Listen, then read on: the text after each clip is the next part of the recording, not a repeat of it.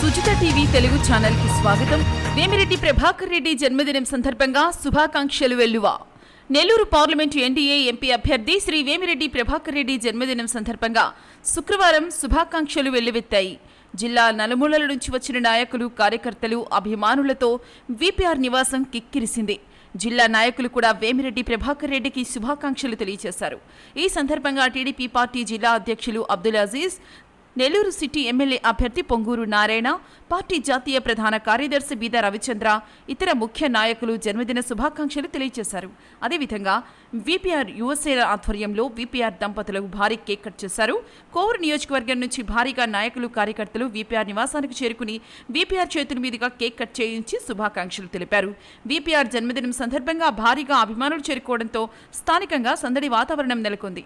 జై వీపీఆర్ నినాదాలతో ప్రాంగణం మొత్తం మార్మరోగింది.